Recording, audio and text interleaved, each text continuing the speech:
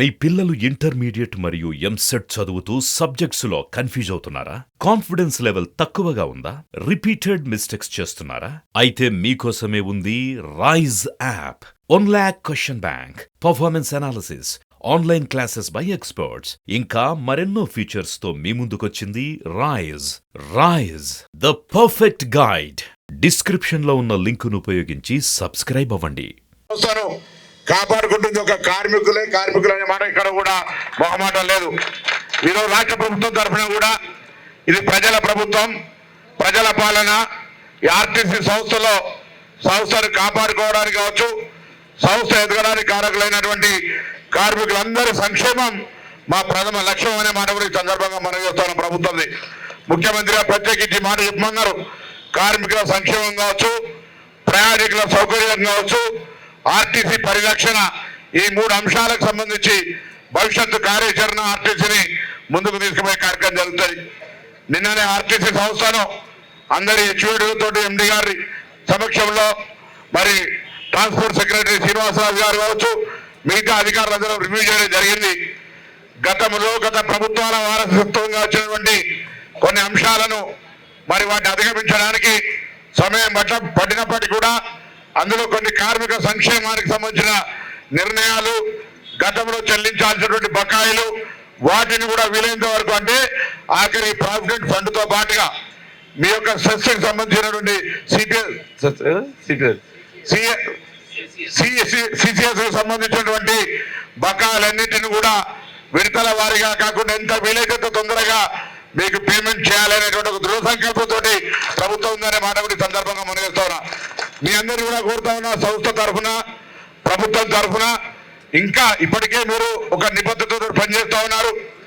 రద్దీ పెరిగింది.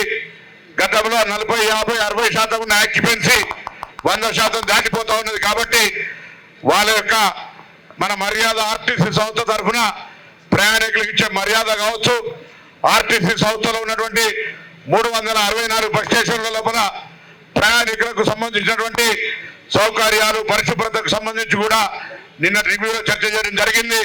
దానికి ప్రత్యేకమైనటువంటి నిధులు కానీ అవసరాలు కానీ ఉంటే ప్రభుత్వం తరఫున ఏర్పాటు చేస్తా. కానీ డిపోలో మేనేజర్లు కావచ్చు, 11 రీజన్ మేనేజర్లు కావచ్చు, 6 రీడీలు కూడా మీ బాధ్యతల యొక్క కింది స్థాయి లోపల ప్రభుత్వం తీసుకున్న నిర్ణయాన్ని, ముఖ్యంగా మహిళలకు ఉచితంగా ఇచ్చే సందర్భంలో ఏర్పడుతున్నటువంటి రద్దీ కావచ్చు, ఇతరత్ర అంశాలు తప్పకుండా చాలా బాధ్యతగా ముందుకు పోతారని సందర్భంగా ఆకాంక్షిస్తా ఉన్నాను. నేను సిపి గారితో పాటు గతం లోపల మొన్న కూడా డీజీ గారు ఒక మాట కోరినాను. సంఖ్య పెరిగింది, మహిళలకు సంబంధించి ఎక్కువగా బస్టాండ్లోకి వచ్చే కార్యక్రమం పెరుగుతూ ఉంది. ఎక్కడ కూడా చిన్న సమస్య కూడా శాంతి భద్రతల రూపం లోపల మహిళల పరంగా ఎక్కడ కూడా ఇబ్బంది రాకుండా ఉండే విధంగా తగిన చర్యలు తీసుకోవడంతో పాటుగా సీసీ కెమెరాలు ఏర్పాటు కావచ్చు, ఇతరత్ర అంశాలు కూడా చేయాలనేటువంటి ఒక ఆలోచన చేయడం జరుగుతోంది. ఏదేమైనా ఆర్టీసీ ప్రజలది. ఆర్టీసీ సంస్థ తరఫున కావచ్చు, ప్రభుత్వం తరఫున ఎన్ని చర్యలు చేసినా ఆర్టీసీని కాపాడుకునే బాధ్యత గౌరవ ముఖ్యమంత్రి గారు నా మీద బాధ్యతలు. ఒక తెలంగాణ ఉద్యమకారుడిగా తెలంగాణ ఉద్యమంలో ఆర్టీసీ పాత్ర, తెలంగాణ ఏర్పడిన తర్వాత ఆర్టీసీ ఏ విధంగా నిర్వీర్యం కాబట్టది, ఏ విధంగా దానికి సంబంధించినటువంటి ఒక గుర్తింపు కూడా ఇబ్బందికరమైనటువంటి పరిస్థితి ఉండే, మళ్ళీ ఏ విధంగా ముందుకు తీసుకుపోవాలనేటువంటి ప్రణాళికలు తయారు చేస్తా ఉన్నాం. నేను ఇందుకు సంబంధించి ఆర్టీసీ కార్మికులతో పాటుగా యావత్ తెలంగాణ ప్రజల సహకారాన్ని కూడా ఈ ప్రభుత్వం కోరుతా ఉంది. గౌరవ ముఖ్యమంత్రి రేవంత్ రెడ్డి గారి నాయకత్వంలో దేశంలో గతంలో ఆర్టీసీ, ఆంధ్రప్రదేశ్ ఆర్టీసీ అనేక అవార్డులతోటి నెంబర్ 1 ఉండే. మళ్ళీ నిన్ననే అన్ని రాష్ట్రాల పరిస్థితులు తెలుసుకోమన్నాం. భవిష్యత్తులో కూడా ఆర్టీసీ ఒక లైఫ్ లైన్, పేద ప్రజలకు, గ్రామీణ ప్రజలకు, విద్యార్థులకు అనేక రకాల రాయితీలు ఇచ్చి ప్రభుత్వం తరఫున ఆర్టీసీ సంస్థ నడుపుతారని ఇబ్బందులైనా తప్పకుండా ప్రభుత్వ పరంగా ఆర్టీసీకి ఉన్నటువంటి నష్టాలను తొలగించడానికి ప్రభుత్వ ప్రతినిధిగా, మంత్రిగా నేను చొరవ తీసుకుంటా. సంస్థను నడపడానికి ఎండి గారు సమర్థవంతంగా నడిపేటువంటి శక్తి ఉన్నది. కాబట్టి క్షేత్రస్థాయి దాకా ఆఖరికి అక్కడ ఉన్నటువంటి బస్ స్టేషన్లో చిన్న ఉద్యోగి దాకా బాధ్యతగా వ్యవహరించాలని సందర్భంగా కోరుతూ, ఈ బస్సులతో పాటుగా త్వరలో ముఖ్యమంత్రి గారు నిర్ణయం చేశారు.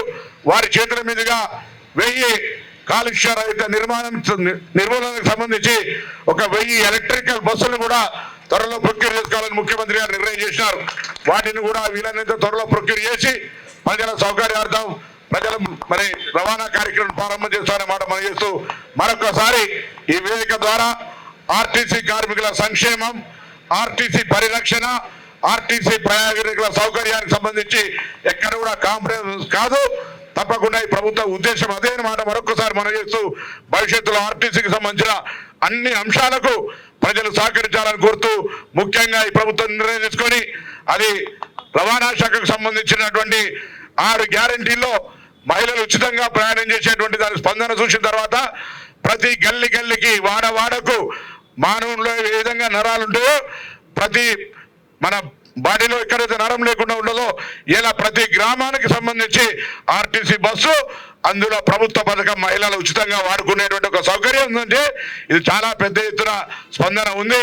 ఇటువంటి కార్యక్రమం కర్ణాటకలో కూడా కాంగ్రెస్ ప్రభుత్వం చేస్తూ ఉంది, ఇక్కడ కూడా చేస్తూ ఉంది. ఎటువంటి ఇబ్బంది లేకుండా భవిష్యత్తుకు తీసుకుపోతామనేటువంటి హామీ కూడా తెలంగాణ అక్క చెల్లెలందరూ కూడా ఈ సందర్భంగా ఇస్తూ మరొకసారి ఈ యొక్క నూతన బస్సుల ప్రారంభ కార్యక్రమానికి వీటి ఏర్పాటుకు సహకరించిన అధికార యంత్రాంగానికి అభినందన తెలియజేస్తూ భవిష్యత్తులో ఇంకా ముందుకు పోవడానికి సలహాలు సూచనలు అందరి నుండి కూడా సంస్థ బాగు కోసం, సంస్థ కార్మికుల సంక్షేమం కొరకు ఏ సూచన చేసినా ప్రభుత్వం వినడానికి సిద్ధంగా ఉంది. గతంలో ప్రభుత్వం చెప్పింది వినడం మాత్రం పరిమితమై ఉండే, ఇప్పుడు సంబంధిత అధికారులు కావచ్చు, మంత్రి కావచ్చు, ముఖ్యమంత్రి గారు కావచ్చు, మీరు ఏం చెప్పినా సంస్థ సంక్షేమం కొరకు వినడానికి సిద్ధంగా ఉన్నాం.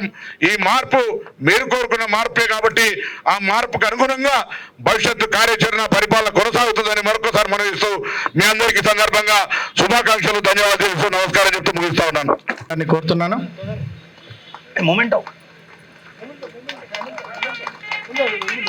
గట్టిగా చప్పట్లు కొట్టాలండి.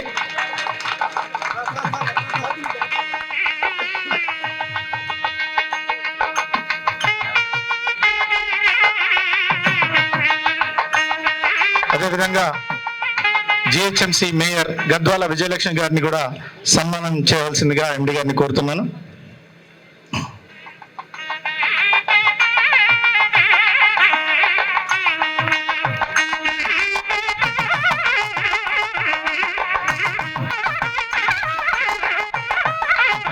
అదేవిధంగా విజయారెడ్డి గారు కార్పొరేటర్ గారిని కూడా సన్మానం చేయవలసిందిగా మన ఎండి గారిని కోరుతున్నాం సార్.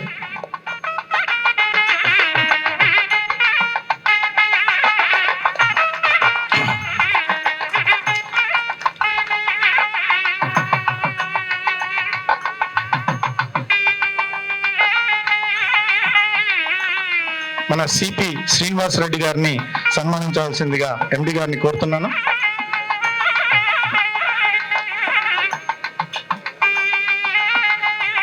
అదేవిధంగా doctor Jyothi Buddhaprakash transport commissioner గారిని సన్మానించవలసిందిగా ఎండి గారిని కోరుతున్నాను సార్.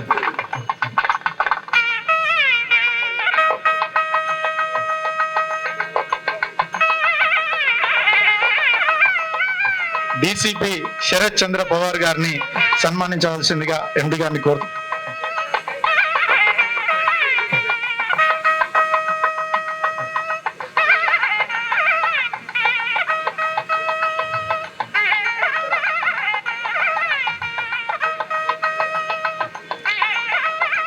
అదేవిధంగా joint transport commissioner Panduranga Naik గారిని సన్మానించవలసిందిగా ఎండి గారిని కోరుతున్నాను సార్. పాండురంగ నాయక్ గారిని సార్.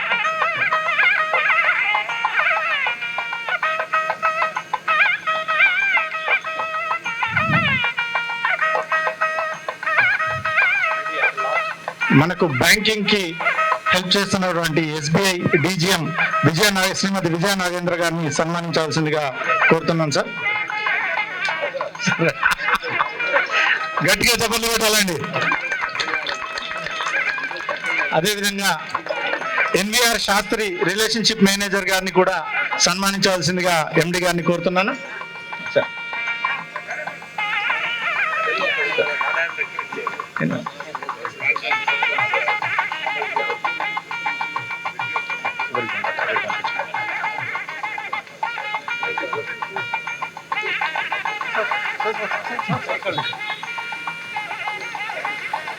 రవి గౌడ్ ఆర్డీఓ గారిని సన్మానించాల్సిందిగా ఎండి గారిని sir. Srinivas, president bus body association నుంచి స్టేజ్ రావాల్సిందిగా కోరుతున్నాను.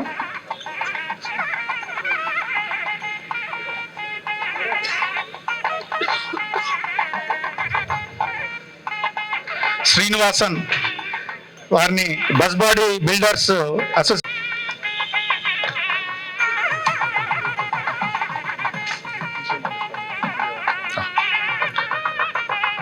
Thank you sir, thank you. ఇప్పుడు అందరు గెస్ట్ ని కింద ఫ్లాగ్ ఆఫ్ కి రావాల్సిందిగా కోరుతున్నాను.